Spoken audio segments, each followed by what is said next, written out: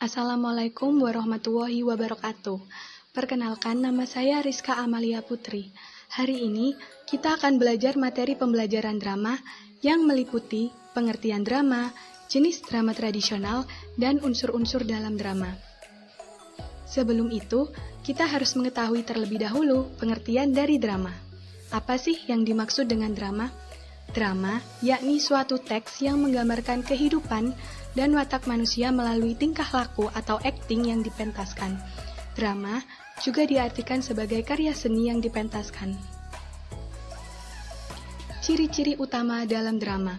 Ciri utama drama yang pertama adalah berupa cerita, yang kedua berbentuk dialog, dan yang ketiga bertujuan untuk dipentaskan. Drama tradisional. Istilah drama sudah dikenal oleh masyarakat Indonesia sejak dahulu. Hal itu terbukti dengan istilah-istilah yang sudah biasa kita gunakan yang pengertiannya hampir sama dengan pengertian drama. Berikut istilah-istilah yang merujuk pada pengertian drama tradisional masyarakat. Yang termasuk dalam drama tradisional adalah yang pertama adalah sandiwara, yang kedua lakon, yang ketiga tonil, yang keempat sendra tari, dan yang kelima adalah tablo. Sandiwara. Istilah sandiwara diciptakan oleh Mangkunegara VII, berasal dari kata bahasa Jawa sandi yang berarti rahasia dan warah yang berarti pengajaran. Oleh Ki Hajar Dewantara, istilah sandiwara diartikan sebagai pengajaran yang dilakukan dengan perlambang secara tidak langsung. Yang kedua adalah lakon. Istilah ini memiliki beberapa kemungkinan arti. Arti yang pertama yaitu cerita yang dimainkan dalam drama wayang atau film. Arti yang kedua adalah karangan yang berupa cerita sandiwara, dan arti yang ketiga adalah perbuatan, kejadian, atau peristiwa. Yang ketiga adalah tonil. Istilah tonil berasal dari bahasa Belanda tonil yang artinya pertunjukan. Istilah ini populer pada masa penjajahan Belanda. Yang keempat adalah sendra tari. Sendra tari ini kepanjangan dari seni drama dan tari. Sendra tari berarti pertunjukan serangkaian tari-tarian yang dilakukan oleh sekelompok orang penari dan mengisahkan suatu cerita dengan atau tanpa menggunakan percakapan. Jenis yang terakhir adalah tablo. Tablo merupakan drama yang menampilkan kisah dengan sikap dan posisi pemain dibantu oleh pencerita. Nah, pemain-pemain dalam tablo ini tidak berdialog. Saya, Resti Monika Fangkidae, akan melanjutkan penjelasan mengenai unsur-unsur drama. Adapun unsur-unsur drama terbagi menjadi dua unsur, yaitu unsur intrinsik dan unsur ekstrinsik. Unsur intrinsik merupakan unsur yang membangun atau membentuk suatu drama dari dalam. Adapun komponennya yaitu tema, alur, tokoh, latar, dialog, amanat, dan juga bahasa. Yang pertama, kita akan mempelajari tentang unsur intrinsik terlebih dahulu.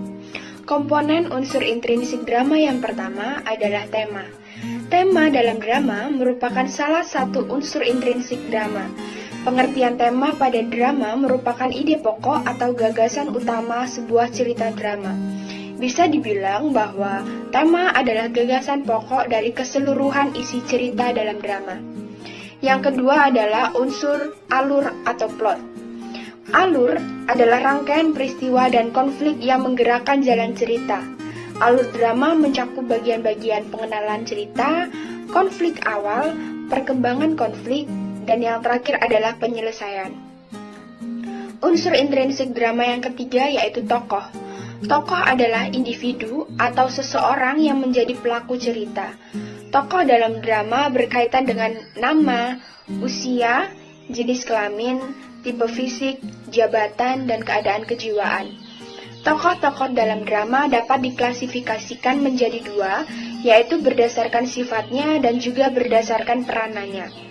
Berdasarkan sifatnya, tokoh dapat diklasifikasikan menjadi tiga, yaitu tokoh protagonis atau tokoh utama yang mendukung cerita.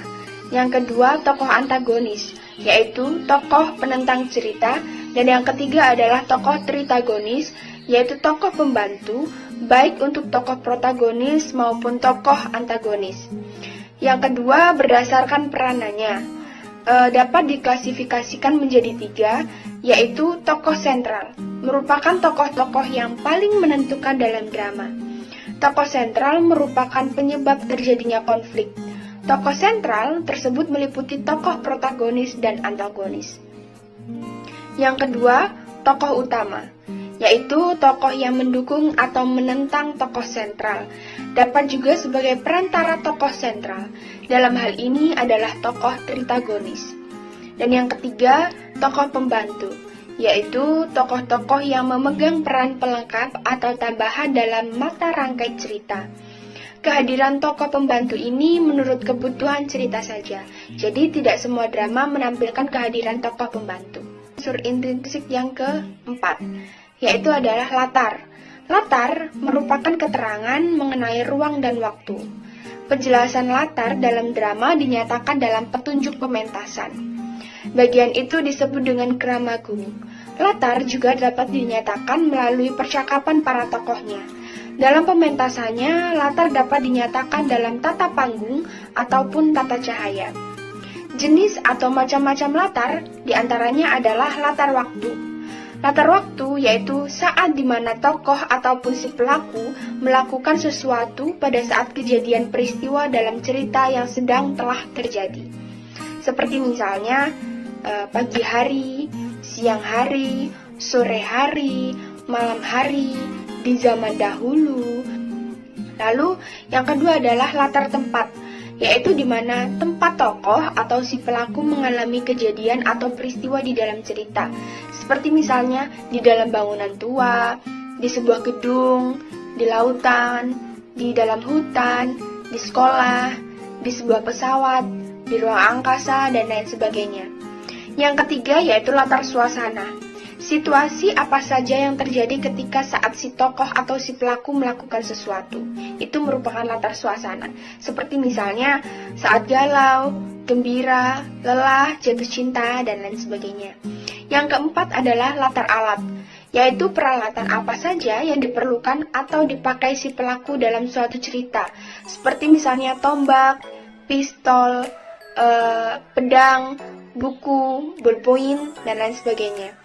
Fungsi dari latar itu sendiri merupakan untuk memberikan suatu gambaran yang jelas supaya peristiwa-peristiwa yang terjadi pada suatu karya sastra itu benar-benar terjadi atau memberikan informasi yang jelas mengenai situasi di dalam sebuah cerita.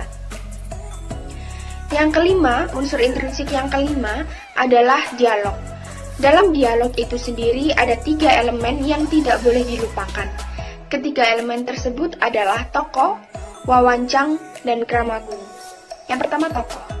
Tokoh adalah pelaku yang mempunyai peran yang lebih dibandingkan pelaku-pelaku lain. Sifatnya bisa protagonis ataupun antagonis. Yang kedua adalah wawancang. Wawancang ini adalah dialog atau percakapan yang harus diucapkan oleh tokoh cerita. Lalu yang ketiga adalah kramagung. Kramagung yaitu petunjuk perilaku, tindakan, atau perbuatan yang harus dilakukan oleh tokoh. Dalam naskah drama, kramagung dituliskan dalam tanda kurung atau biasanya dicetak miring. Lalu, unsur intrinsik yang keenam adalah amanat.